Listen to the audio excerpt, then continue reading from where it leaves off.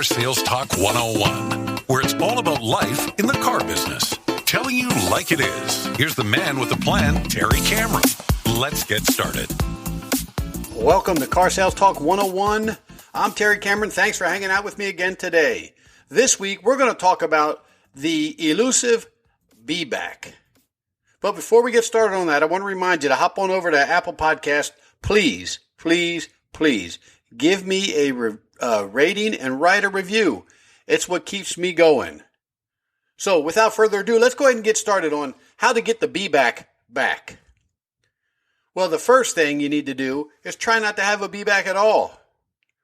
Everybody has got to understand and believe that today people don't come kicking tires at the dealership. They spend hours researching the car, researching your dealership, your service department, and when they show up, they're here to buy. And even if they're not, you have to believe that. You cannot take the other route. You cannot do it. They're here to buy, and you got to treat them like they're here to buy. Nothing drives me more crazy at the sales tower when a salesperson comes to me and they tell me that they said they're just looking. That drives me absolutely crazy. Now, a really good salesperson that I worked with before told me, hey, they told me they're just looking, but I'm going to drag them through this process and see what happens. Needless to say, he sold plenty of cars that way. I like telling my salespeople that all the time, especially if they say they're not going to buy it today, then sell the BeBack. Treat them so good. Just assume that they are going to leave and you have got to do something special while they're here to get them to come back. So do it. Sell that BeBack. And while you're selling the BeBack, guess what happens? They end up buying the car while they're here because that's what they came here to do in the first place, was to buy the car. So what I want you to remember, when a customer says they're just looking, don't buy into that stuff. You put on an awesome show. You're on stage. You have got to put on an awesome show. And you can't pick and choose the customers that you're going to do that with. I can't tell you how many times I've seen that happen where we just looked at them and assumed they couldn't buy. In one of my earlier episodes, I talked about the death of a salesman, and that's what happened to him. A guy with all the talent in the world, but he couldn't look past what the customer looked like, what they were driving, and he assumed everybody couldn't buy. They were buried. Unless it was an older man and woman, and they had a nice car, they were dressed nice. Of course, they all can buy. You know, I've seen those folks with 390 credit scores also. So that's not true. So you got to treat them all the same. Give them, like I say, 100% of the process to 100% of the people, 100% of the time. All right.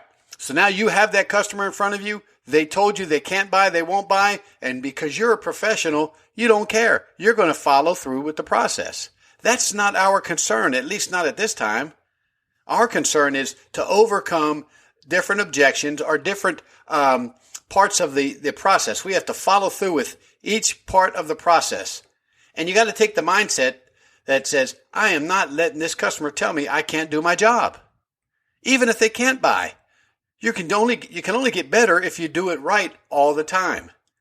So your initial goal is to meet and greet them, and you have to do it in a manner that sets you aside from all the other salespeople that they've met, all the ones they saw on YouTube, all the ones they've dealt with in the past. You can't walk out there smoking, joking, and spitting and telling them, "Hey, how can I help you? You dropped a smile over there. Looks like your trade-in light is on." That stuff doesn't work anymore. That's old school playbook stuff, and customers have outgrown that. You know what's important to them now, getting to the nitty-gritty right away, having somebody they can trust, and getting in the dealership and out of there as fast as possible.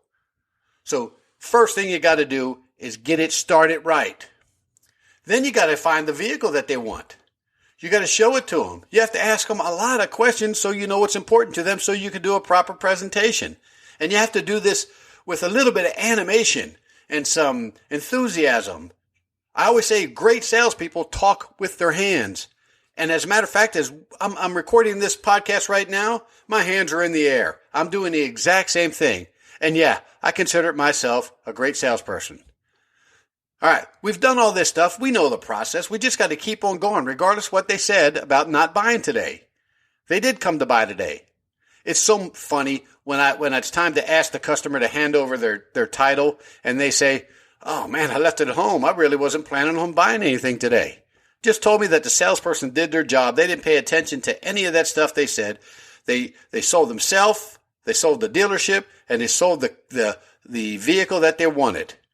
And now the customer's in the box, signing up, getting ready to start busting bugs, and you just have to feel good about it when things like that happen. I like to talk about it every day when a customer says, "I'm just looking." So we're treating them really good, because if they are just looking, because let's face it, some people have to eat, sleep, think, and pray on it.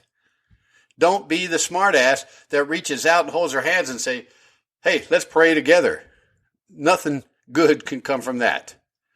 So you are going to have to deal with the people that will not make a decision today. And I don't even like saying that. If a customer says, "Hey, I'm not ready to make a decision," well, didn't they just make a decision? They made a decision to not make a decision. They made a decision to not buy today. So that means they are ready to make a decision. We just have to get them pointed in the right direction by using different closes, the Ben Franklin close, the new car to used car close, every close that we have in the book if we have to. But you know what? They have to think about it. They're going to go home. So what you have to do is make sure that the show that you put on today for them was better than anybody else's. Because if they go down the street and they buy from Joe Blow down the street Motors, I promise you, he's not going to call you and thank you and tell you to come on down there and pick up your bird dog check. You've got to outshine all of them. It's amazing what can happen when you do such a great professional job for those customers that aren't buying today, that end up buying today, and the ones that really have to eat, sleep, think, and pray on it. They're going to go somewhere else. And if they don't go somewhere else, when they go home and sit down over the kitchen table and talk about the experience they had with you, they're going to talk about you, how professional you were, how honest you were, how transparent you were, how nice the people in the service department were, how nice all the employees that they walked by, how they were. Everybody said hi. Everybody said welcome. We gave them something to drink. We showed them where the snacks were at. We made them feel at home. And as they're sitting there thinking about it, regardless of the price, don't you think that maybe you're worth an additional $5 a month to that customer? I even ask my customers that. And sometimes I didn't get the answer I wanted, but I would ask them at a certain point in time, say, "Guys, look, we're not too far away. I think I've done a really good job." And they would agree with me. I said, "So don't you think that maybe it'd be nice to have a person like me to answer the phone when you call, to help you if you have any questions, because I'm not going to divorce you after you buy the car? Isn't that worth $5 a month to you?" And most of the time they'll say yes, or they'll laugh about it. And what's $5 a month in gross? Well, heck, you figure it out. Could be $500, depending upon the term. Could be $750, whatever. That's additional gross profit. And that's all it is, $5 more a month. Sell that BeBack. They've got to like you. And then when they leave, you're not done. This is where we really screw everything up. We just put them in the CRM and hope they show up again. As soon as they leave, they need to get a thank you text from you and your manager, thanking them for giving you the opportunity to show them our products. Then they need to get a short video. A lot of CRMs right now. I mean, we have Co-Video out there. We got Flick Fusion. There's all kinds of different CRM tools to where we can actually send videos to our customers of the car they're interested in. Why would you not do that? Yeah, it's a little hassle. It may take you an extra 5-10 minutes to do that, but you're here for 10 hours. What's 5 or 10 minutes? Especially if it turns into a sale. And then you're going to follow up with a phone call. Don't assume. Everybody knows what assuming means, right? Makes an ass out of you and me. Don't assume that they're coming back. You've got to do something. You're going to call them back the next day. And I don't mean call them at 7:30 in the morning, but somewhere around 9 or 10, I think is a good time. You're going to call them back. If they don't answer, do not hang up on their voicemail. They have caller ID, and they'll think that's rude. Leave a message. Mr. and Mrs. Customer, this is Terry at ABC Motors. I've got great news. Give me a call as soon as you get this message. if you did a really good job, guys, they're going to call you back. And what's the great news? I don't know. Maybe we have somebody that's interested in their trade. Maybe the incentives are going up. Maybe the manager has had a change of heart and decided to give them a little bit more money for their trade. Whatever it may be. But if you were not a salesperson to them, you were a counselor, a product specialist, and you showed them everything they needed. You did everything that you could to overcome the problem they're having, the reason why they need a new car. You've got such a better chance of getting them in. So sell the BeBack. Treat them like that they're not buying today, and you're going to have to do everything you can to get them back. Sell that BeBack. It works.